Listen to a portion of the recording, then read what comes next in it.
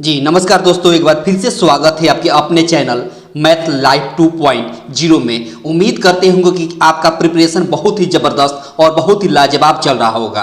और आप देख सकते हैं कि स्क्रीन पर पेपर 6 है। 10 डेज 10 पेपर्स का मैंने सीरीज चला रखा है आपके एग्जाम के लिए। मैट्रिक 10th गणित स्पेशल गणित 2023 के पेपर में जो पूछने वाला है बिल्कुल सेम टू सेम वैसा ही पेपर वैसे ही क्वेश्चन मैं लेकर आता हूं प्रत्येक दिन, टॉप 100 क्वेश्चन। और इसके पहले पेपर 1 से पेपर 5 तक अगर आप नहीं देखे होंगे तो उसको जरूर देख लीजिएगा।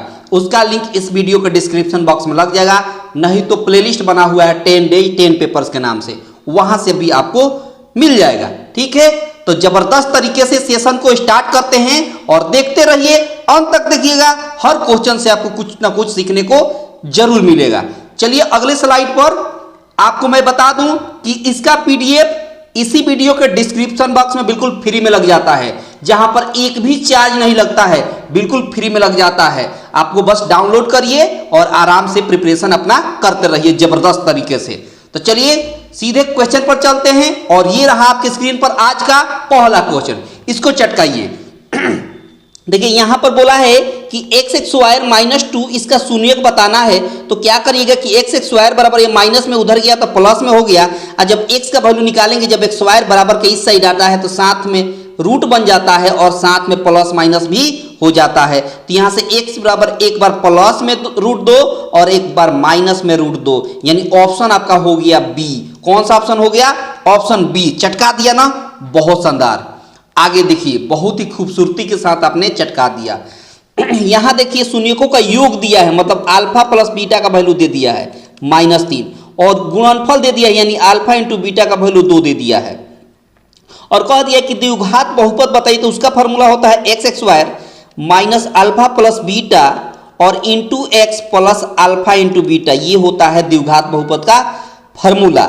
यहां देखेंगे कि x square minus alpha plus beta का वैल्यू दिया है -3, और ये माइनस मिलकर प्लस हो गया 3x plus alpha into beta का मान 2 है। तो ये रहा आपका answer x square plus 3x plus 2, option A. चटका दिया ना, चटका दिया ना बेहतर तरीके से, बहुत शानदार। मजा आ रहा है तो अपने दोस्तों के पास शेयर कर दें, अपने दोस्तों के पास शेयर कर दें। ठीक ना। यहां बोल रहा है कि x स्क्वायर -3x -4 है ना बराबर 0, इसका शून्यक निकालना है। ठीक है ना। अब आपको करना क्या है, इसका शून्यक निकालना है तो दो तरीका है। एक तो आप ऑप्शन से चटका सकते हैं, ऑप्शन की सहायता से चटका सकते हैं, और नहीं तो इसका फैक्टर कर लीजिए। तब फैक्टर करेंगे तो x square -4x plus x -4 मिलेगा बराबर 0। यानी आपको जाहिर सी बात है कि इसमें दिख रहा है कॉमन 4 मिलेगा, यहाँ से 1 कॉमन मिलेगा और यहाँ से 4 मिलेगा, तो यानी इसका शून्य की एक 4 हो जाएगा और एक -1 हो जाएगा। ठीक है, लेकिन ऑप्शन में देख रहे हैं कि -1 नहीं दिया है लेकिन 4 दिया है, तो 4 आप चटका दीजिए, ऑप्शन बी। चटका दिए ना। कैसे पता चला? क्योंकि यहाँ हमको 4 दिख रहा था, यहाँ से कॉमन लेते x ना तो x -4 होता, और जब बराबर के इस साइड जाता तो ये माइनस वाला 4 प्लस बन जाता, इसीलिए हमको पता चल गया। तो चटका दिया ना, ऑप्शन बी, बहुत शानदार। अगर मजा आ रहा है तो लाइक शेयर करते चले अपने दोस्तों के पास। और जितने लोग पहली बार विजिट कर रहे हैं इस चैनल पर, उनसे नम्र निवेदन रहेगा कि नए अपडेट और नए ट्रिक के लिए सब्सक्राइब करके रखेंगे। उससे फायदा ये होगा कि हर तरह के नया ट्रिक और नया कंसेप्ट आपके पास पहुंचता रहेगा। यहां बोला है कि अल्फा इंटू बीटा का फॉर्मूला बताइए। तो अल्फा इंटू बीटा का फॉर्मूला होता है c/a। क्या होता है? c/a।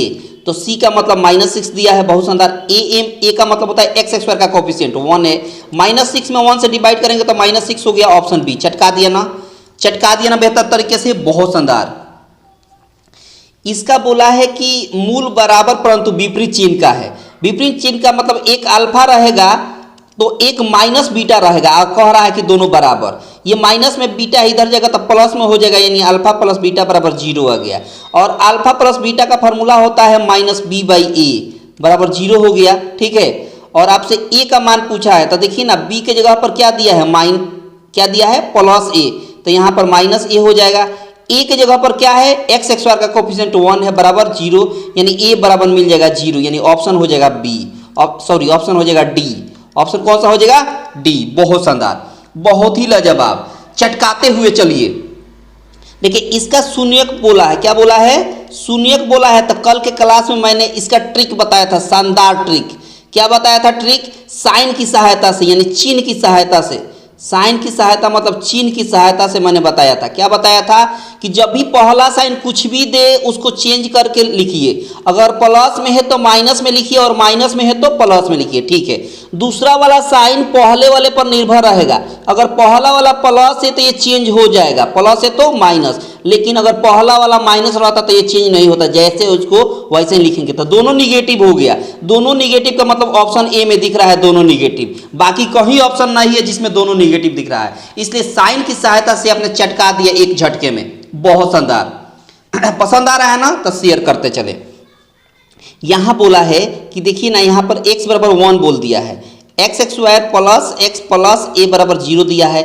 x का वैल्यू 1 यहाँ पुट करेंगे तो 1 का स्क्वायर 1 प्लस यहाँ भी x का मान 1 प्लस a बराबर 0। तो a का वैल्यू निकालेंगे तो 1 मिलकर 2 प्लस में इधर गया तो माइनस में, तो a का मान हो गया -2।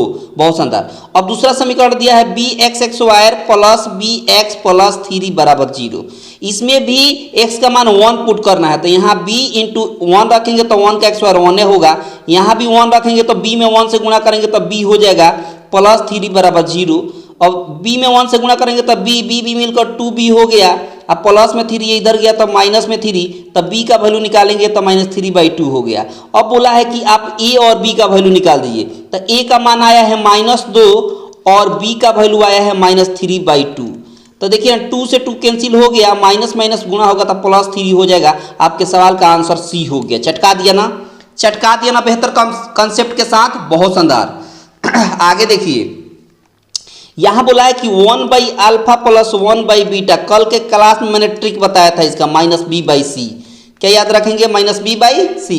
माइनस यहाँ पर 1 है, x का कोफिशिएंट b कहलाता है, ठीक है। तो माइनस ये है और माइनस ये है, माइनस माइनस मिलकर प्लस।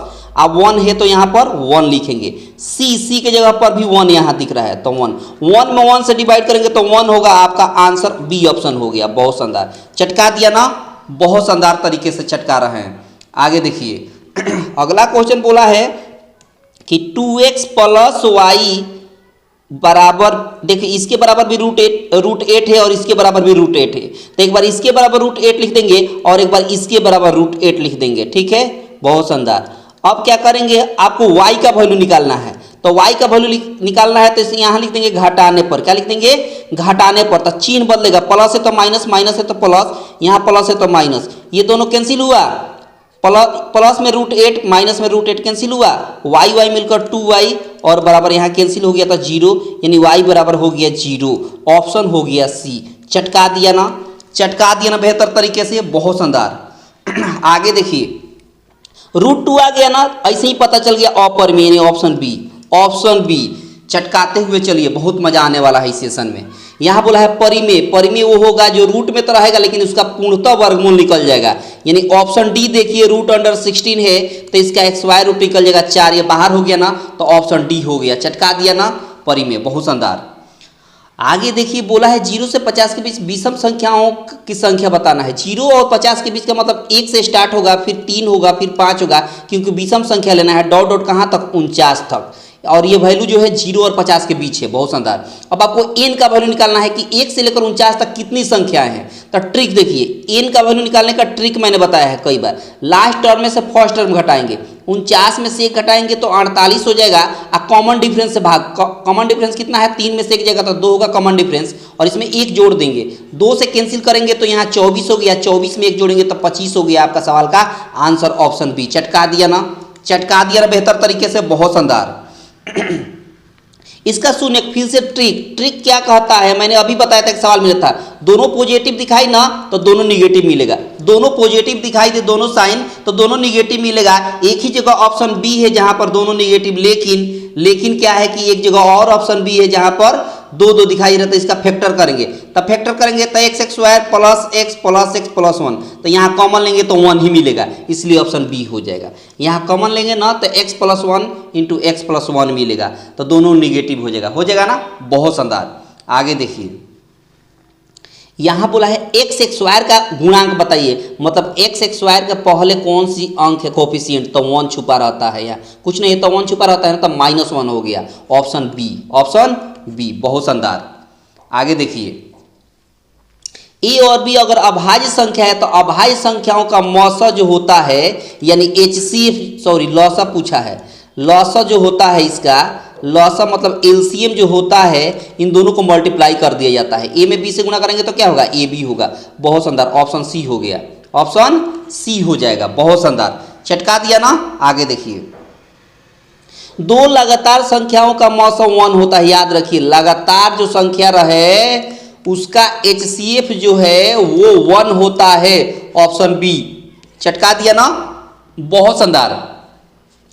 5005 के कितने अभाज्य गुणनखंड हो गए, तो फैक्टर कर दीजिए, सीधी सी बात है, 5 से कैंसिल होगा तो 1001 मिलेगा, फिर 7 से कैंसिल करिएगा तो 7 एकम 7, यहाँ 30 बचेगा, 7 चौक 28 और 7 त्रिका 21, यहाँ फिर से कटेगा 11 से, 11 एकम 11, 11 तिया 33, तो सब अभाज्य संख्या है। तो कितना अभाज्य संख्या हो गया, 1 2 3 4 हो गया, यानी ऑप्शन बी हो गया। चटका दिया ना, चटका दिया ना बेहतर तरीके से, बहुत शानदार।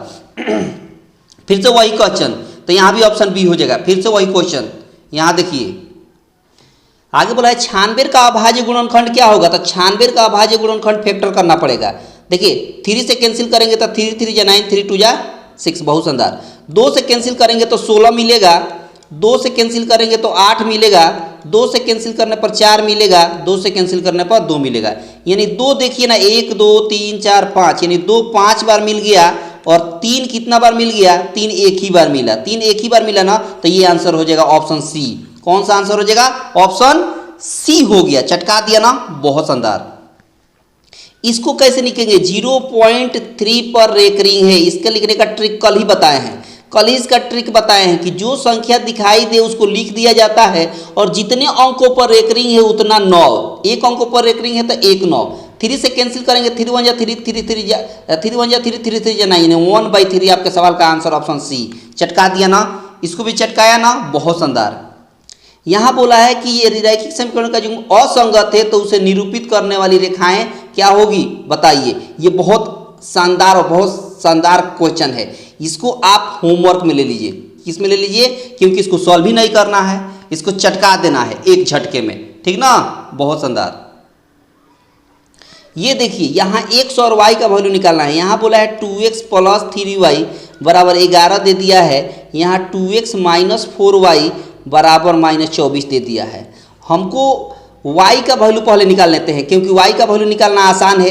यहाँ घटाने पर लिखेंगे तो चिन्ह बदल जाएगा, प्लस से माइनस हो गया, माइनस से प्लस हो गया, ये दोनों आसानी से कैंसिल हो गया। 2x - 2x, 4y 3y मिलकर 7y हो गया, और 24 में 11 जोड़ेंगे तो 35 हो जाएगा, 7 × 5 = 35 हो गया, y बराबर 5 मिल गया। अब जाइए ऑप्शन में, ऐसा कौन सा ऑप्शन है जहां y बराबर 5 मिल रहा है, तो एक ही ऑप्शन है ऑप्शन डी, जहां y बराबर आपको 5 दिख रहा है। बी ऑप्शन में y बराबर -5 मिल रहा है, जबकि प्लस में 5 आया है। चटका दिया ना ट्रिक से, चटकाया ना ट्रिक से, बहुत शानदार, बहुत ही लाजवाब। आगे देखिए, आगे बोला है यहाँ पर कि x + 2y बराबर 9 है, और यहाँ पर x बराबर 5 दिया है। x बराबर क्या दिया है, 5, तो यहाँ x का वैल्यू 5 रखेंगे, प्लस 2y बराबर 9 हो जाएगा, तो यहाँ से 2y बराबर, ये 5 इधर जाकर घटेगा तो 9 में से 5 गया तो 4 हो गया, 2 से कैंसिल करेंगे 2 2 जा 4 हो जाएगा, y बराबर 2 आपके सवाल का आंसर ऑप्शन बी। चटका दिया ना, चटका दिया ना बेहतर तरीके से, बहुत शानदार।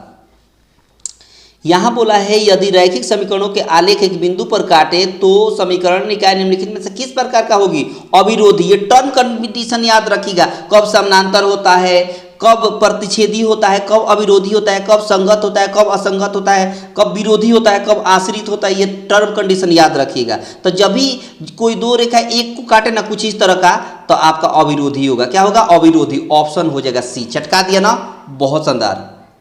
आगे देखिए, आगे बोला है जब दो चर वाले रैखिक समीकरण एक संपाती हो तो अनगिनत हल होता है, अनंत हल होता है। कैसा हल होता है, अनंत हल कहिए या अनगिनत हल कहिए, बात एक ही है। ऑप्शन हो जाएगा डी आपका। कौन सा हो जाएगा, ऑप्शन डी हो जाएगा, बहुत शानदार। यहाँ अद्वितीय हल है तो k का मान बताइए। यहाँ x माइनस 2y बराबर 3 कह दिया है और यहाँ पर 3x प्लस ky बराबर 1 कह दिया है। कह दिया है कि अद्वितीय हल है। अद्वितीय हल का मतलब a1/a2 not equal to b1/b2। तो a1 कितना है 1 है, a2 3 है और नॉट इक्वल टू b1 कितना है -2 और b2 कितना है k है। क्रॉस गुणा करेंगे तो k1 जा k नॉट इक्वल टू 3 2 जा -6 यहाँ क्योंकि माइनस है तो k नॉट इक्वल टू -6 का मतलब हो गया ऑप्शन बी। ऑप्शन बी चटका दिया ना, बहुत शानदार। यहाँ बोला है मूल बराबर है X X square minus P x plus 4 बराबर 0। जब मूल बराबर का है ना तो d बराबर 0 लिख दिया जाता है। क्या लिख दिया जाता है? d बराबर 0 और d का फॉर्मूला होता है B x square minus 4ac बराबर 0। b का मतलब माइनस p है तो माइनस p का एक्स स्क्वायर माइनस 4a के जगह पर यहाँ 1 छुपा हुआ है तो 1 हो जाएगा और c के जगह पर 4 है तो 4 बराबर 0। p का एक्स स्क्वायर करेंगे तो p एक्स स्क्वायर बराबर ये माइनस में है 4 चौका 16 तो इधर जाएगा तो प्लस में 16। जब एक्स स्क्वायर हटेगा तो इधर आएगा तो रूट में रूट अंडर हो जाएगा क्या प्लस माइनस 16 और यहाँ प्लस माइनस हो जाएगा 4। कितना हो जाएगा? प्लस माइनस 4 यानी ऑप्शन बी। चटका दिया ना, बहुत शानदार। यहाँ बोला है कि कौन द्विघात समीकरण है? कौन द्विघात समीकरण है? तो देखिए ना यहाँ पावर 3 है तो पावर 3 है तो द्विघात समीकरण होगा? बिल्कुल नहीं होगा।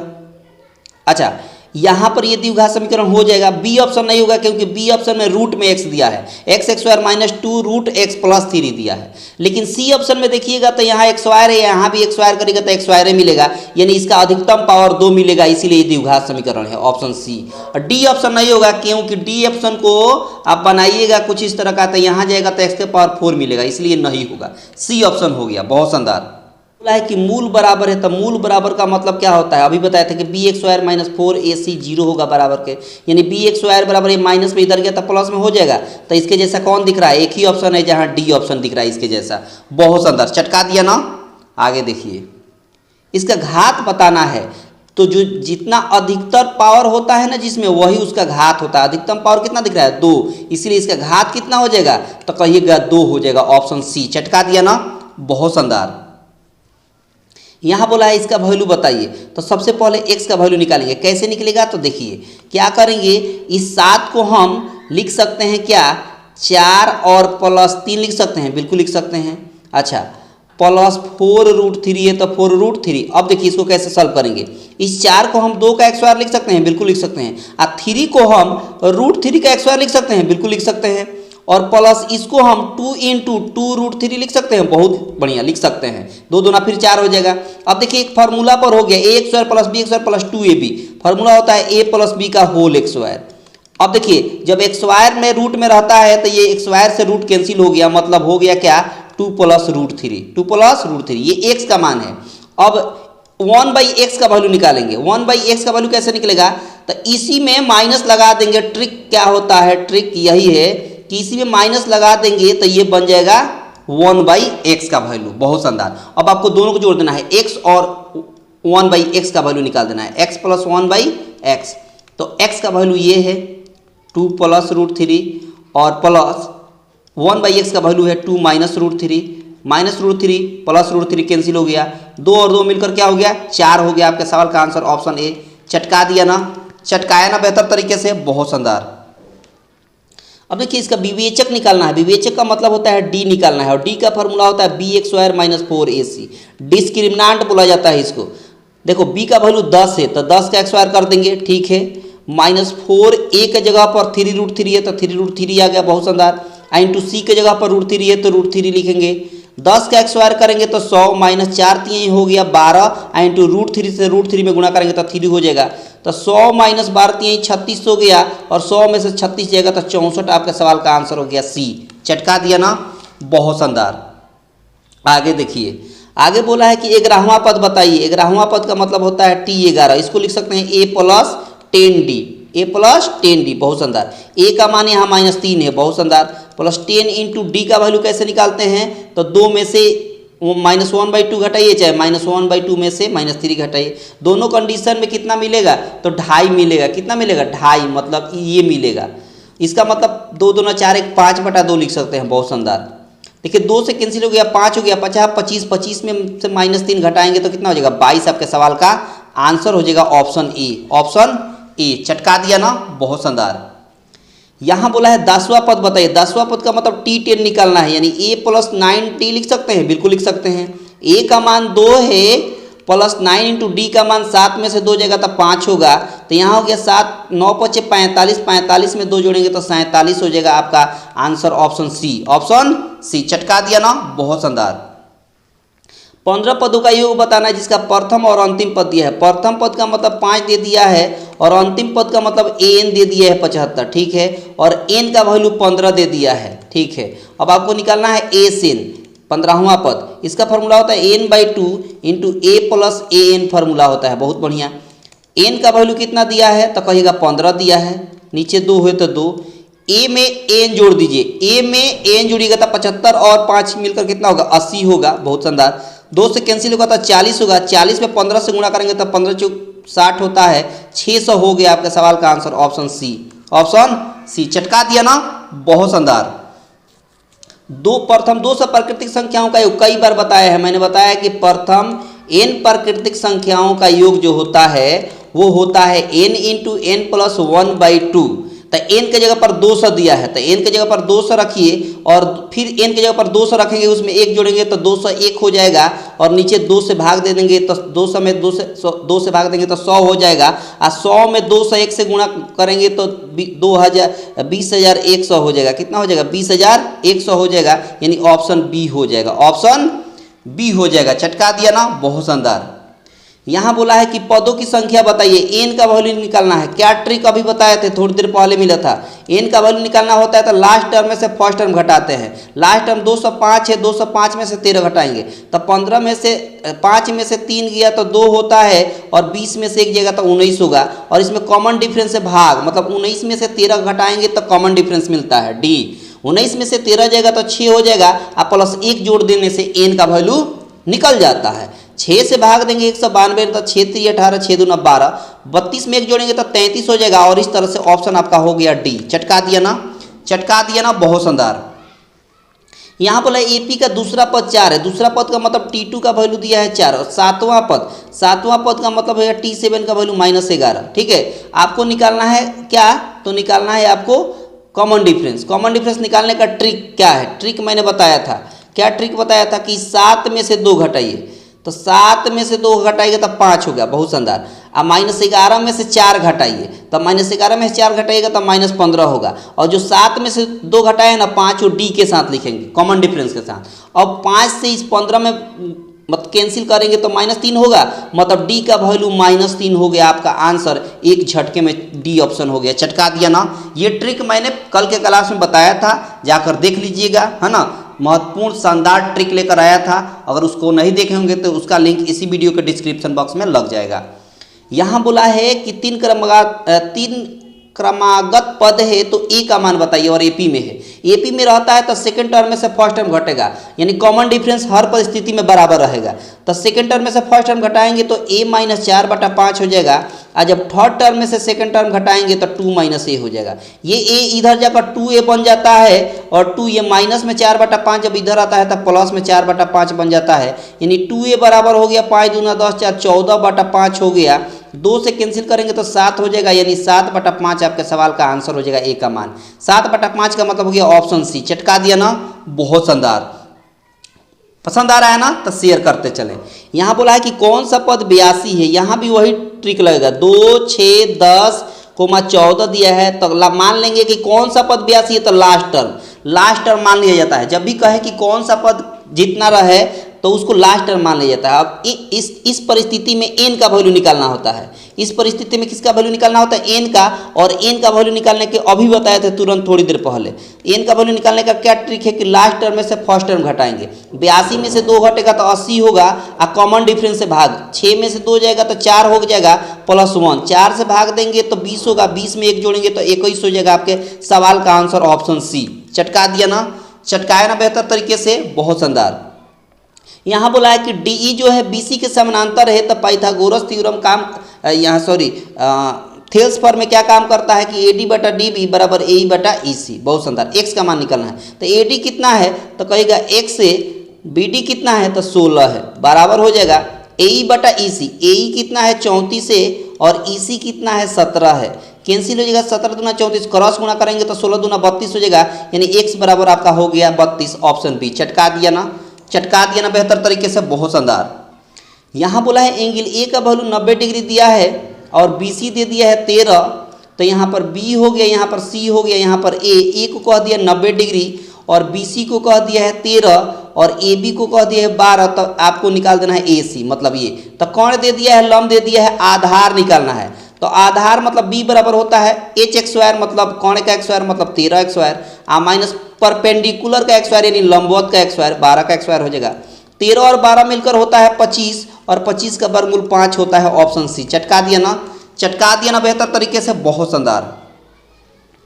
यहाँ बोला है कि एक समचतुर्भुज के विकर्ण की लंबाई दे दिया है। एक समचतुर्भुज है कुछ इस तरह का, देखिएगा ध्यान से, ये समचतुर्भुज है ठीक ना, और विकर्ण जो होता है समचतुर्भुज पर लंबवत होता है, मतलब यहाँ 90 डिग्री का कोण बनता है। तो ये बड़ा वाला विकर्ण जो है वो दिया है 40 और छोटा वाला विकर्ण जो दिया है वो दिया है 30। तो आधा कितना हो जाएगा 15, इसमें का आधा कितना हो जाएगा 20, और आपको भुजा बोला है तो ये निकालना है। तो ये एक समकोण त्रिभुज बन रहा है, मतलब कोण निकाल देना है। तो कोण बराबर अभी फॉर्मूला क्या देखे थे, लंब परपेंडिकुलर का स्क्वायर प्लस बेस का स्क्वायर। परपेंडिकुलर कितना है 15 का स्क्वायर, अब बेस कितना है 20 का स्क्वायर। 15 का स्क्वायर होता है 225 और 20 का स्क्वायर होता है 400, जोड़ेंगे तो हो जाएगा 625 और 625 का वर्गमूल हो जाता है 25, यानी ऑप्शन सी, ऑप्शन सी चटका दिया ना, बहुत शानदार। आगे देखिए, इसमें भी वही बात है, इसमें भी वही बात है, अभी क्वेश्चन मिला था, यहाँ A है, यहाँ B है, C है और BC के समानांतर DE दिया है, तो बता देना है आपको EC का मान इसका। तो इसमें भी थेल्स पर में काम करेगा, AD बटा DB हो जाएगा है ना, अब बराबर AE बटा EC हो जाएगा, बहुत शानदार।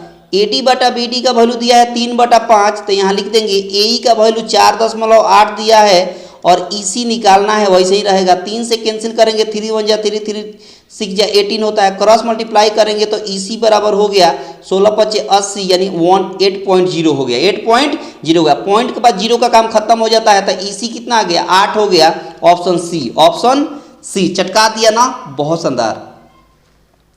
यहाँ बोला है कि त्रिभुज ABC में BC को D बिंदु तक बढ़ाया जाता है। त्रिभुज ABC लीजिए, त्रिभुज ABC ले लीजिए यहाँ पर, और बोला है कि त्रिभुज ABC में BC को D तक बढ़ा दीजिए। यहाँ D तक मैंने बढ़ा दिया, जिसमें से ACD का वैल्यू दिया है यहाँ पर 110, ठीक है, और कह दिया एंगल BAC इसका वैल्यू दे दिया है 57, बहुत शानदार। तो कह दिया ABC यानी यह वैल्यू निकालना है। आपको मालूम है कि पूरा एक लाइन पर एक तरफ 180 डिग्री का कोण बनता है, तो अगर ये वैल्यू हमको निकालना है तो 180 में से 110 घटाना पड़ेगा, तो यानी हो जाएगा यहाँ पर कितना 70 डिग्री, कितना हो जाएगा ये 70 डिग्री, बहुत शानदार। अब त्रिभुज के तीनों कोणों का योग कितना होता है, तो कहिएगा 180 डिग्री होता है। अगर हमको ये कोण निकालना है तो ये दोनों जोड़कर घटाना पड़ेगा, तो 70 में 57 जोड़ेंगे तो कितना हो जाएगा 7 हो गया, 7 5 12, इसमें से घटाना पड़ेगा, तो यहाँ 3 हो गया, यहाँ 7 में से 2 जगह 5, यानी 53 डिग्री हो जाएगा। 53 डिग्री का मतलब ऑप्शन ए हो गया, चटका दिया ना, चटका दिया ना बेहतर तरीके से, बहुत शानदार। यहाँ देखिए बोला है त्रिभुज ABC में AC बराबर BC दिया है, ठीक है, AC बराबर BC दे दिया है, ठीक है, यहाँ A कह देते हैं, यहाँ B कह देते हैं और यहाँ C कह देते हैं, और AC जो है BC के बराबर है। तो जब बराबर है तो जाहिर सी बात है कि ये समद्विबाहु समकोण त्रिभुज हो गया। तो आपको मालूम है पाइथागोरस थ्योरम में क्या कहता है कि कोण x स्क्वायर बराबर लंब x स्क्वायर प्लस आधार x स्क्वायर, मतलब हाइपोटेनियस का x square is equal to होता है क्या, परपेंडिकुलर का x स्क्वायर प्लस बेस का x स्क्वायर। यानी हम कह सकते हैं यहाँ पर कि AB x स्क्वायर बराबर AC x स्क्वायर है ना, आप प्लस BC x स्क्वायर, और यहाँ पर AC बराबर BC कह दिया है, बहुत शानदार। अब यहाँ पर AB x स्क्वायर बराबर हो जाएगा क्या कि AC x स्क्वायर और प्लस BC बराबर दिया है AC, तो यहाँ AC x स्क्वायर, यानी यहाँ पर AB x स्क्वायर बराबर AC और AC मिलकर 2AC हो गया ना, और ये सर्टिफाइड कर गया ना जो सवाल में दिया है AB x स्क्वायर बराबर 2AC x स्क्वायर। तो जब सर्टिफाइड कर गया तो जाहिर सी बात है कि यहाँ पर कितना डिग्री का कोण बनेगा, 90 डिग्री का कोण बनेगा, तभी तो समद्विबाहु समकोण त्रिभुज होगा, यानी ऑप्शन डी हो जाएगा। कौन सा ऑप्शन, डी, छटका दिया ना, बहुत शानदार। यहाँ पर फिर से वही क्वेश्चन जो पिछला बार मिला था, कितना मिलेगा, फिर से वही क्वेश्चन मिल गया ना। देखिए क्या बोला गया था, डी जो है BC के अगर समानांतर है, डी जो है वो BC के अगर समानांतर है तो क्या होता है ए डी बटा बी डी बराबर ए बटा ई सी। तो ए डी यहाँ लिखेंगे बटा बी डी लिख देंगे बराबर ए ई लिख देंगे और नीचे ई सी लिख देंगे। ए डी बटा बी डी का वैल्यू सवाल में 3/5 दिया है और ए ई का वैल्यू सवाल में 1.8 दिया है और ई सी का वैल्यू निकालना है, सॉरी ए सी का वैल्यू निकालना है। ए सी का वैल्यू यहाँ से यहाँ तक का वैल्यू निकालना है और ये ए ई दिया है 1.8 ये दे दिया है। अब देखिए यहाँ से 3 से कैंसिल करेंगे तो 0.6 आएगा, क्रॉस गुणा करेंगे तो ई सी बराबर हो गया 6×5 30 यानी 3.0 हो जाएगा, यानी लेकिन दशमलव के बाद 0 काम खत्म हो गया, यानी ई सी बराबर आ गया 3। तो यहाँ हो गया ई सी कितना 3, लेकिन ए सी निकालना है तो ए ई दिया है 1.8 और ई सी आ गया 3, दोनों को जोड़ेंगे तो 4.8 होगा, बिल्कुल होगा 4.8, ऑप्शन सी, क्योंकि आपसे ए सी पूछा था इसलिए दोनों जोड़ना पड़ा। आगे है किस पाद में है, मैंने बताया था कल के ट्रिक में, मैंने क्या बताया था कि फर्स्ट में दोनों पॉजिटिव होता है, सेकेंड में पहले निगेटिव बाद में पॉजिटिव होता है, थर्ड में दोनों निगेटिव होता है और फोर्थ कोऑर्डिनेट में पहले पॉजिटिव बाद में निगेटिव होता है। तो यहाँ पहले प्लस है बाद में माइनस है, पहले प्लस बाद में माइनस का मतलब चतुर्थ पाद में हो जाएगा। किस पाद में? चतुर्थ पाद में, यानी ऑप्शन डी फोर्थ क्वाड्रेंट में होगा। बहुत शानदार। यहाँ बोला है कोटि बताइए 3, -4। तो देखिए हमने कई बार बताया कोमा के पहले वाला भुज कहलाता है और कोमा के बाद वाला कोटि कहलाता है, और आपसे कोटि पूछा है तो -4 हो जाएगा, ऑप्शन ए चटका दिया ना, बहुत शानदार। यहाँ बोला है त्रिभुज ए बी सी है तो सी का नियामक बताइए, केंद्रक दे दिया है। तो केंद्रक बराबर होता क्या है ये देखिए, पहले देखिए केंद्रक दे दिया है, यहाँ पर 2,3 दे दिया है ए का वैल्यू, बी का दे दिया है निर्देशांक 1,-3 और सी का निकालना है x, y मान लेते हैं, और केंद्रक दे दिया है, आपका कितना 3,0। तो मान लो कि हमको x का वैल्यू निकालना होता है, यानी 3 बराबर क्या होता है x1 + x2 + x3। x1 2 है, x2 1 है और x3 x है और इसमें 3 से भाग दिया जाता है, तभी तो केंद्रक निकलता है। और केंद्रक का वैल्यू यहाँ x का वैल्यू दिया है, क्रॉस गुणा करेंगे तो 3 3 9 हो जाएगा, 2 और 1 मिलकर 3 हो जाएगा, प्लस x3 इधर जाकर घटेगा तो x बराबर 6 हो जाएगा। अब देखिए x का वैल्यू कहाँ 6 दिख रहा है, तो सी ऑप्शन में जाइए, जहाँ 6,0 में ये कोमा का पहला x होता है, कोमा के बाद y होता है, तो y हमको निकालने की जरूरत नहीं है क्योंकि x ही से काम चल जाएगा। एक ही ऑप्शन है जहाँ पर कोमा का पहले 6 दिख रहा है तो एक झटके में चटका दिया, पूरा बनाने की जरूरत बिल्कुल नहीं है। समझ गए बात? आगे देखिए, यहाँ बोला कि मध्य बिंदु बताइए, तो मध्य बिंदु निकालने का कई बार मैंने ट्रिक बताया है।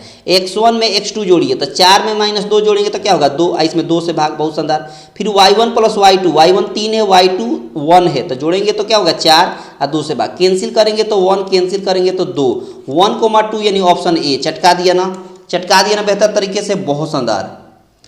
आगे देखिए मूल बिंदु का नियामक 0,0 होता है, यहाँ ऑप्शन कुछ नहीं दिख रहा है कोई बात नहीं, लेकिन बी ऑप्शन दिख रहा है आपको 0,0, तो ये चटका दिया ना बी ऑप्शन, बहुत शानदार, बहुत ही शानदार। मूल बिंदु 0,0 याद रखिएगा। x बराबर -5 का आलेख कैसा होगा, तो देखिए ना x बराबर -5 यहाँ होता है तो ये y कहलाता है, y अक्ष के समानांतर होगा, ऑप्शन बी देख लिया ना। यहाँ पर कुछ ऑप्शन नहीं दिख रहा है लेकिन बी ऑप्शन हो जाएगा, बहुत शानदार। यहाँ बोला है कि बताइए बने त्रिभुज का क्षेत्रफल बता देना है, यहाँ पर कुछ मिट गया है, 5x + 3y बराबर +10 है और अक्षों के बीच बने त्रिभुज है ना। देखिए ऐसे बनाते हैं कि एक ऐसे ले लेते हैं, ऐसे ले लेते हैं, ठीक है, और यहाँ पर एक बना देते हैं बॉक्स, ठीक है, और यहाँ x है यहाँ y है, ठीक है, और वैल्यू पुट करते हैं। जैसे मान लीजिए यहाँ पर 5x - 3y + 10 बराबर 0 है, अगर हम मान लो कि 5x + 10 लिखें, ये माइनस में इधर जाएगा तब प्लस में 3y, तो यानी y का वैल्यू निकालेंगे तो 5x + 10 और नीचे आ जाएगा 3। अब हम एक एक करके भरेंगे, x का वैल्यू मान लीजिए 1 भरते हैं तो 10 5 15 हो गया, 15 में 3 से भाग देंगे तो 5 हो जाएगा, यानी y बराबर 5 मिल गया, बहुत शानदार। मान लीजिए x बराबर हम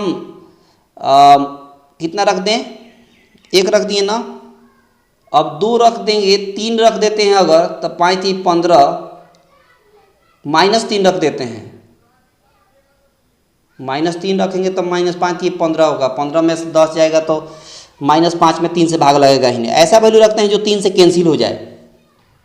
तो जैसे मान लीजिए कि अगर हम 5 में x जगह पर जैसे हम 2 रखते हैं तो 10 10 मिलकर 20 हो जाएगा, 20 में 2 से भाग नहीं लगेगा, 3 से भाग नहीं लगेगा, तो हम ऐसा वैल्यू रखें ना कि 3 से भाग लग जाए। तो मान लीजिए कि -3 रखेंगे तो -15 हो जाएगा। -5×3=15, 5×4=20 और 5×5=25, -5 रखते हैं। -5 रखेंगे तो -25 हो जाएगा। -25 में से 10 जाएगा तो -15, और -15 में 3 से भाग देंगे तो -5 आ गया। यानी x जगह पर -5 रखेंगे तो y का वैल्यू भी -5 आ गया। बहुत शानदार। अब वैल्यू यहाँ पुट कर देंगे। जैसे मान लीजिए x बराबर यहाँ 1 है, 1 लेते हैं तो y बराबर 5 यहाँ मिलेगा, बिल्कुल मिलेगा। तो यहाँ एक वैल्यू मिल गया, पॉइंट मिल गया क्या, 1,5। बहुत शानदार। फिर x बराबर 5 -5, y बराबर -5, यानी यहाँ मिलेगा। यहाँ पर -5 है और नीचे भी -5 है, तो यहाँ वैल्यू मिलेगा क्या, -5। अब इसे एक लाइन ड्रॉ करेंगे कुछ इस तरह का, तो यहाँ एक त्रिभुज मिलेगा।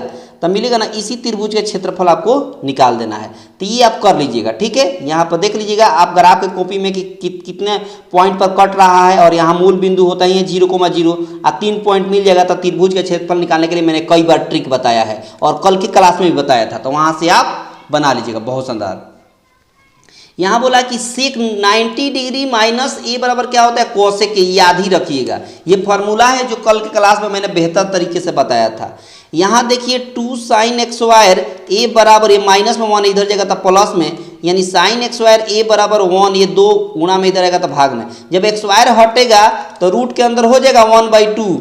तो 1 का x² रूट 1 होता है, लेकिन 2 का x² रूट नहीं निकल पाएगा, तो 1/2। अब देखिए साइन में कितना डिग्री का मान 1/2 होता है, तो कहेगा 45 डिग्री का मान साइन में 1/2 होता है। Option A. चटका दिया ना, चटका दिया ना बेहतर तरीके से। आगे देखिए sign x² 45 degree minus cos, तो देखिए साइन x² 45 डिग्री का मान 1/2 होता है, x² लिख देंगे। और कॉस 45 डिग्री का मान भी 1/2 होता है, x² लिख देंगे। ये प्लस में ये माइनस में दोनों एक जैसा कैंसिल हो जाएगा, तो 0 हो जाएगा। आपके सवाल का answer option B, option B. बहुत शानदार। आगे बोला है यहाँ पर कि साइन 2θ बराबर हो जाएगा √3 और 2 गुणा में इधर आएगा तो भाग में। अब देखिए साइन में कितना डिग्री का मान √3/2 होता है, तो यहाँ थीटा के ऊपर 2θ लिख देंगे। और साइन में कहेंगे 60 डिग्री का मान √3/2 होता है, 2 से कैंसिल करेंगे तो 30 हो जाएगा, यानी थीटा बराबर आ गया 30 डिग्री। Option A. चटका दिया ना, चटका दिया ना बेहतर तरीके से। बहुत शानदार। आगे देखिए सेक थीटा बराबर 25/7 है, तो आपको tan थीटा का वैल्यू पूछ दिया है, और सेक थीटा बराबर होता है फॉर्मूला, याद रखिएगा h/b। h/b इसका फॉर्मूला होता है p/b। तो p का वैल्यू हमको नहीं मालूम है, लेकिन b का वैल्यू 7 मालूम है, ठीक है।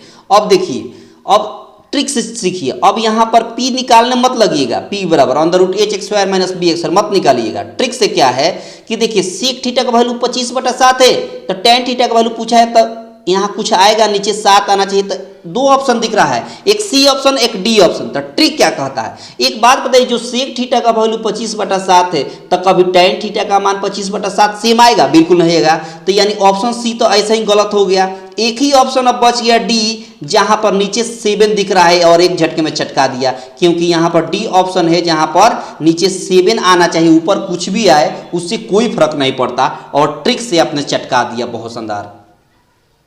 अब देखिए इसको भी वैसे ही देखिए, इसमें tan x² थीटा का वैल्यू निकालना है, तो समझिएगा बात। एक बात बताइए, जो tan cot थीटा का फॉर्मूला होता है, अगर प्लॉट देते हैं तो tan का वैल्यू निकल जाता है, याद रखिएगा। cot थीटा का वैल्यू 3/4 है ना, और tan का पूछा जाए तो 4 ऊपर और 3 नीचे, यानी 4 ऊपर 3 नीचे हो जाएगा। लेकिन x² बोला है, tan x², तो आप भी x² कर दीजिए। तो 4 का x² 16, 3 का x² 9। Option B. चटका दिया ना, चटका दिया ना बेहतर तरीके से। बहुत शानदार। tan 45 डिग्री का मान याद रखिएगा 1। ये फॉर्मूला है जो चार्ट आपको याद ही होना चाहिए। tan 45 डिग्री का मान 1।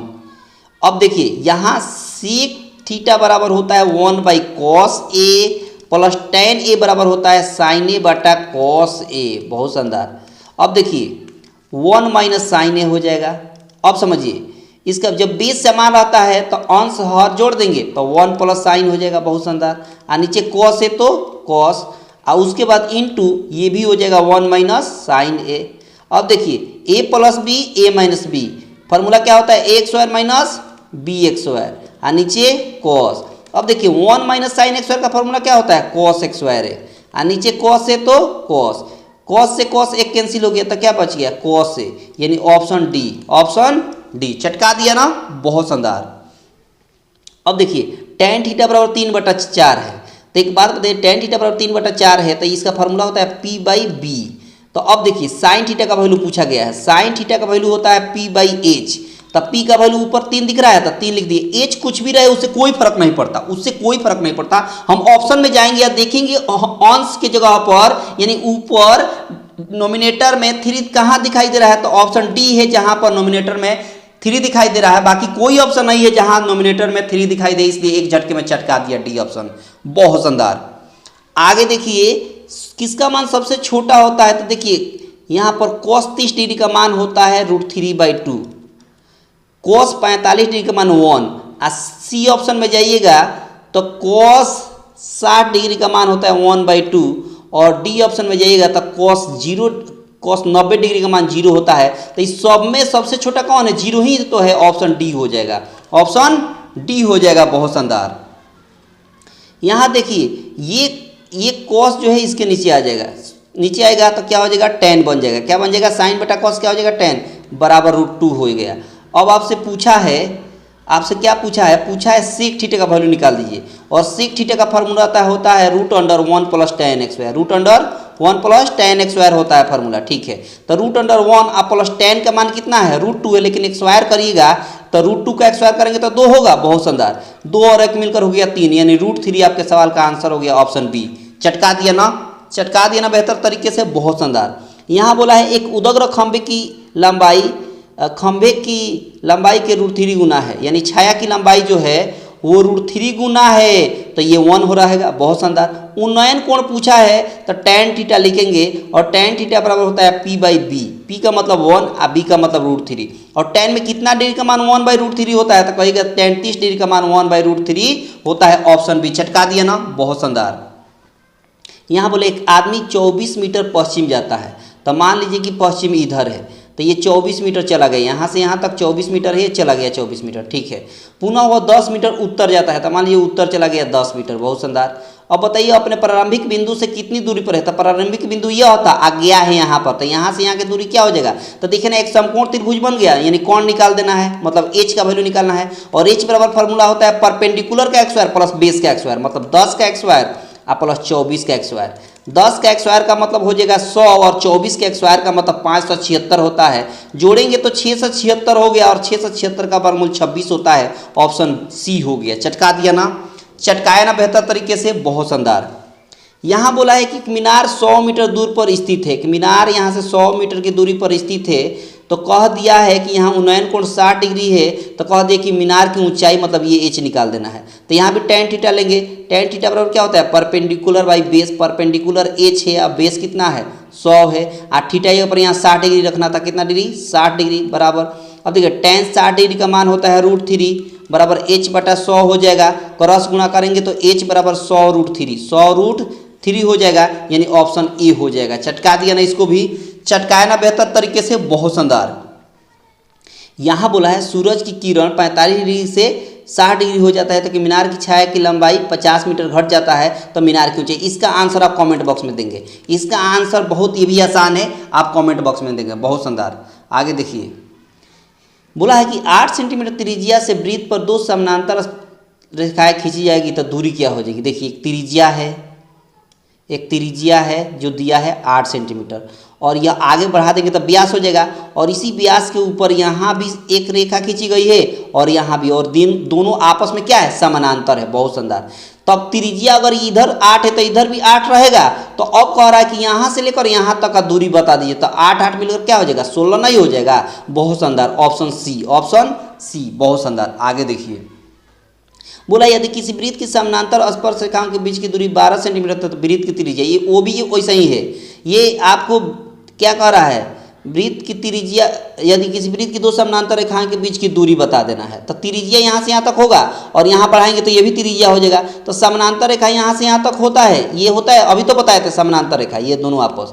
तो त्रिज्या पूरा का पूरा बीच की दूरी 12 बोला है, यहाँ से यहाँ का दूरी कितना दिया है 12, तो त्रिज्या आधा होता है, तो 6 नहीं हो जाएगा, बिल्कुल हो जाएगा ऑप्शन सी। बिल्कुल पिछले क्वेश्चन की तरह अपोजिट दिया था।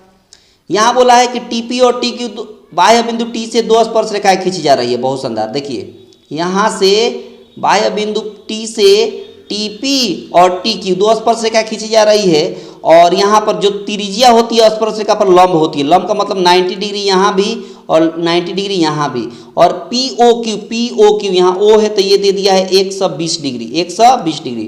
तो ये सामने वाला आमने सामने मिलाकर 180, तो ये भी आमने सामने मिलाकर 180 होगा। तो ओ टी पी बताया है, ओ टी पी मतलब यहाँ से अगर लंब डाल दें यहाँ पर टी पर मतलब लाइन एक खींच दें तो यह कोण बोला है। अब एक बात बताइए, सीधी सी बात है, ये सामने आमने सामने वाला 90 मिलकर 180 होगा तो जाहिर सी बात है कि ये भी आमने वाला सामने जोड़कर 180 होना चाहिए। तो ये 120 था ये वाला, तो ये पूरा यहाँ से यहाँ तक 60 होगा, लेकिन आपसे आधा ही पूछा है ये वाला हिस्सा, तो 30 नहीं हो जाएगा? बिल्कुल हो जाएगा। तो यहाँ पर 30 डिग्री हो जाएगा। ऑप्शन होता तो 30 डिग्री पर चटकाते। बहुत शानदार। यहाँ बोला है दो भिन्न त्रिज्या वाले वृत्त हमेशा समरूप होते हैं। क्या होते हैं? समरूप होते हैं। ये कई बार आया है, ऑप्शन बी हो जाएगा। बहुत शानदार। वृत्त की परिधि 2 पाई से 4 पाई हो जाता है, क्षेत्रफल होगा। बताइए, अगर वृत्त की परिधि पहले 2 पाई रहे तो वृत्त की परिधि क्या होता है? 2 पाई आर, और फिर क्या हो जा रहा है? 4 पाई आर हो जाएगा। तो अब देखिए पाई से पाई कैंसिल करिएगा, 2 से 2 कैंसिल करिएगा तो यहाँ आर हो गया, यहाँ 2r हो गया। तो अब पहले वृत्त की त्रिज्या आर है और दूसरा वाला वृत्त की त्रिज्या 2r है। तो अगर क्षेत्रफल निकालिएगा तो पाई आर एक्स वायर होता है, इसका भी क्षेत्रफल निकालिएगा तो पाई आर एक्स वायर होगा, लेकिन आर की जगह पर 2r दिया है। तो यहाँ पाई आर एक्स वायर और यहाँ हो जाएगा 2 दूना 4 पाई आर एक्स वायर। तो ये इसकी तुलना में ये जो है कितना गुना दिख रहा है? तो कहिएगा 4 गुना दिख रहा है, इसलिए ऑप्शन डी हो गया। चटका दिया ना? बहुत शानदार। यहाँ बोला है कि वृत्त की व्यास दिया है 14, तो हमने कोड बताया था कल बहुत शानदार तरीके से। त्रिज्या, परिधि यानी सर्कमफेरेंस और एरिया। अगर त्रिज्या 7 रहे तो परिधि 44 होगा और क्षेत्रफल 154 होगा। इसको याद रखेंगे, इसको याद ही रखना है। तो देखिए व्यास कितना है? 14 है, तो त्रिज्या कितना हो जाएगा? 7 हो जाएगा। तो अब देखिए ना, किसी वृत्त की त्रिज्या अगर 7 रहे तो परिधि 44 होगा, तब से परिधि ही पूछा है, यानी ऑप्शन डी हो जाएगा। ऑप्शन डी हो जाएगा। बहुत शानदार। और क्षेत्रफल पूछता तो 154 कहते। बहुत शानदार। यहाँ बोला 8 सेंटीमीटर त्रिज्या वाले वृत्त के अंतः वर्ग का क्षेत्रफल बताइए। ये वृत्त हो गया, अंतः वर्ग ऐसे निकालिएगा, ऐसे अंतः वर्ग। तो देखिए ना, वर्ग की सभी भुजाएं आपस में क्या होती है? बराबर होती है। त्रिज्या बोला है तो त्रिज्या यहाँ से यहाँ तक 8 है, तो इसको मिला देंगे तो ये भी 8 हो जाएगा। तो देखिए यहाँ से यहाँ तक वृत्त के लिए क्या क्या हो गया? व्यास हो गया, लेकिन वर्ग के लिए क्या कहलाएगा? विकोण कहलाएगा। तो इन्हें वर्ग का विकोण कितना हो गया? तो कहेगा 8 और 8 मिलकर 16 हो गया। वर्ग का विकोण क्या होता है? √2a बराबर 16 हो गया, यानी a बराबर हो गया 16/√2। अब बोला है सवाल में कि क्षेत्रफल बताइए। तो वर्ग का क्षेत्रफल होता है भुजा एक्स वायर, मतलब इसका एक्स वायर करेंगे तो 16 × 16 और √2 का एक्स वायर करेंगे तो 2 हो जाएगा। 2 से कैंसिल करेंगे तो 8 हो गया, और 16 में 8 से गुणा करेंगे तो 128 हो जाएगा। कितना हो जाएगा? 16 में 8 से गुणा करेंगे तो कितना हो जाएगा? 128 हो जाएगा। और इस तरह से ऑप्शन डी जो है आपने चटका दिया। बहुत शानदार। यहाँ बोला है घड़ी 21 मीटर लंबी है। एक घड़ी की मिनट की सुई जो है, घड़ी की मिनट की सुई जो है, तो ये त्रिज्या कहलाएगा। क्या कहलाएगा? त्रिज्या। 10 मिनट में तो 5 मिनट मिलकर कितना हो गया? 10 मिनट। तो 10 मिनट में त्रिज्या खंड का क्षेत्रफल बता देना है। अब देखिए त्रिज्या खंड का क्षेत्रफल निकालने के लिए बड़ा शानदार ट्रिक है। सीखिएगा ट्रिक तो सीख लीजिए, क्योंकि इसका त्रिज्या खंड का फॉर्मूला होता है θ/360 और पाई आर एक्स वायर। इसमें रखिएगा तब तक आप चटका दीजिएगा। कैसे चटकाइएगा? जैसे कल मैंने बताया था कि जब भी इस तरह का फॉर्मूला दे वो वैल्यू पूछे जिसमें पाई आता हो, तो यह त्रिज्या खंड का क्षेत्रफल पूछा है, तो त्रिज्या खंड का क्षेत्रफल में पाई आता है? बिल्कुल आता है। तो अब ऑप्शन में जाइए, ऑप्शन में देखिए कौन सा ऑप्शन में जिसमें 11 से पूरा भाग लग जाए। तो एक ही ऑप्शन है जहां पर सी, जहां पर आप 11 से पूरा भाग लगा सकते हैं, एक झटके में चटका सकते हैं। है ना मजेदार ट्रिक? बहुत शानदार। तो एक ही ऑप्शन है सी, जिसमें 11 से पूरा भाग लगेगा। इस तरह से आपने चटका दिया। और 11 से भाग देने का भी ट्रिक मैंने कल बताया था। पी डिग्री हो तो त्रिज्या खंड का क्षेत्रफल अभी बताया था क्या? थीटा की जगह पर पी है बटा 360 × पाई आर एक्स वायर। कहाँ दिख रहा है? तो कहिएगा θ/360 पाई आर एक्स वायर। हाँ, ऑप्शन डी में क्या किया है कि यहाँ 2 से गुणा कर दें, नीचे और ऊपर। तो ये 726 नहीं हो जाएगा? बिल्कुल हो जाएगा। 360 में 2 से गुणा करेंगे तो इसमें ऊपर और नीचे दोनों में 2 से गुणा किया है। ऑप्शन डी हो जाएगा। बहुत शानदार। यहाँ बोला है कि अभी तो बताए थे, तुरंत एक कोड बताए थे, बहुत शानदार। त्रिज्या, परिधि और एरिया। त्रिज्या 7 रहे तो परिधि 44 और क्षेत्रफल 154। अब सवाल में आपसे बोला है कि क्षेत्रफल 154 रहे तो व्यास बताइए। तो त्रिज्या जब 7 है तो व्यास कितना हो जाएगा? इसका 2 गुना, तो 7 गुना कितना हो जाएगा? 14 हो जाएगा। Option A. चटका दिया ना ट्रिक से? बहुत शानदार। यहाँ बोला है 8 सेंटीमीटर त्रिज्या वाले शीशे के ठोस गोले से 1 सेंटीमीटर त्रिज्या के कितने ठोस गोले बनाए जा सकते हैं। तो ये ट्रिक मैंने कई बार बताया है। जब भी संख्या पूछे 3 डायमेंशन में, तो हम क्या करेंगे, बड़ी वाली वैल्यू आयतन का ऊपर और छोटी वाली वैल्यू आयतन नीचे। तो बड़ी वाली वैल्यू गोला की बात, गोला है तो गोला में क्या होता है 4/3 पाई आर क्यूब, आर मतलब 8 का क्यूब। फिर छोटे वाला में भी गोला ही है तो ये भी हो जाएगा 4/3 पाई आर क्यूब मतलब 1 का क्यूब। 4/3 पाई कैंसिल हो गया। 8 का क्यूब 512 होता है और 1 का क्यूब 1 होता है। 512 में 1 से भाग देंगे तो 512 होगा, बिल्कुल होगा, ऑप्शन बी हो गया। चटका दिया ना, बहुत शानदार। यहाँ बोला है घनाभ के कोरों की लंबाई दे दिया है और विकर्ण बताइए। तब विकर्ण क्या होता है, LX² plus BX² plus HX²। L का मतलब 3 का x², B का मतलब 4 का x², H का मतलब 12 का x²। अब देखिए 3 का x² का मतलब 9, 4 का x² मतलब 16 और 12 का x² मतलब 144। बहुत बढ़िया, जोड़ेंगे तो 16 और 9 25 हो जाएगा। 25 में 144 जोड़ेंगे तो 169 हो जाएगा और 169 का वर्गमूल 13 होता है। चटका दिया ना, बी ऑप्शन, बहुत शानदार। चटका दिया ना, बहुत शानदार। आगे देखिए, घन का किनारा 10 है तो कुल पृष्ठ क्षेत्रफल होता है 6 इंटू भुजा x²। तो 6 इंटू भुजा के जगह पर 10 है तो 10 का x² कर देंगे तो 10 का x² 100 होता है या 100 में 6 से गुणा करेंगे तो 600 हो जाएगा, ऑप्शन डी हो गया, बहुत शानदार। चटका दिया ना इसको भी। आगे देखिए, 1 सेंटीमीटर त्रिज्या वाले एक ठोस गोले से 0.1 सेंटीमीटर वाले कितने ठोस गोले बनाए जा सकते हैं। ये भी वैसा ही है, वही ट्रिक है। इसमें भी गोला की बात बोला है तो आर क्यूब होगा, आर क्यूब मतलब 1 का क्यूब, बड़ा वाला वैल्यू ऊपर और छोटा वाला वैल्यू नीचे, इसका भी क्यूब कर देंगे। 1 का क्यूब 1 होगा, यहाँ भी 1 का क्यूब करेंगे तो ये 10 बनाओ हटेगा तो नीचे 10 होगा। तो 1/10 इंटू 10 इंटू 10 होगा, क्यों, क्योंकि पावर 3 है और 10 में 3 बार 10 को गुणा करेंगे तो 1000 होगा, 1000 ऊपर चला जाएगा तो 1000 हो गया कि नहीं हो गया। यानी कितने ठोस गोले बनाए जा सकते हैं, ऑप्शन सी 1000 ठोस गोले बनाए जा सकते हैं। और यहाँ होता है 4/3 पाई, तो यहाँ भी होता है 4/3 पाई, ये कैंसिल हो जाएगा। अभी बताया था, थोड़ी देर पहले मिला था, 1-2 क्वेश्चन के पहले। यहाँ देखिए 2 बेलन है, उनकी त्रिज्याओं का अनुपात 2:3 दिया है। H अनुपात दिया है, हाइट दे दिया है 5:3, ऊंचाई उसका, आयतन का अनुपात पूछ दिया। तो मैंने कई बार ट्रिक बताया है, हम क्या करते हैं बेलन में जब भी त्रिज्याओं का अनुपात दे दे और ऊंचाई दे दे, अब वॉल्यूम का आपका आयतन का अनुपात पूछ देता, त्रिज्या का x² करिए और H में गुणा करिए। 2 का x² 4, 4 × 5 = 20, बहुत शानदार। फिर यहाँ भी त्रिज्या का x² करिए, H में गुणा करिए। 3 का x² 9, 9 × 3 = 27, यानी 20:20 से बने, ऑप्शन बी। चटका दिया ना, चटका दिया ना बेहतर तरीके से, बहुत शानदार।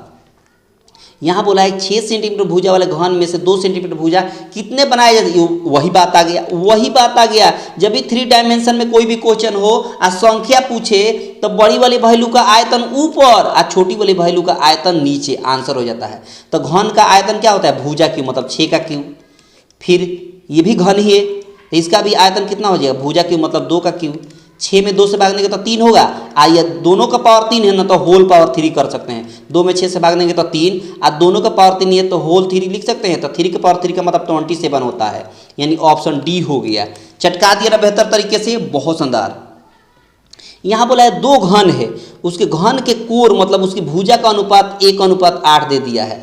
कह दिया है आयतन का अनुपात, आयतन का अनुपात वॉल्यूम दे दिया है, आयतन का अनुपात 1:8 है और इसकी कोर मतलब भुजा का अनुपात पूछ दिया है। तो इसका ट्रिक मैंने क्या बताया था, क्यूब रूट निकाल दीजिए, यानी घनमूल निकाल दीजिए। तो 1 का घनमूल 1 और 8 का x² क्यूब रूट क्या होगा, 2 होगा, यानी घनमूल कितना हो जाएगा, 2 हो जाएगा, यानी 1:2 आपके सवाल का आंसर हो गया। आ गया ना। अब आगे वाला सवाल 90 तक मैंने चटका दिया, 90 के बाद 91 आपको होमवर्क में रहेगा।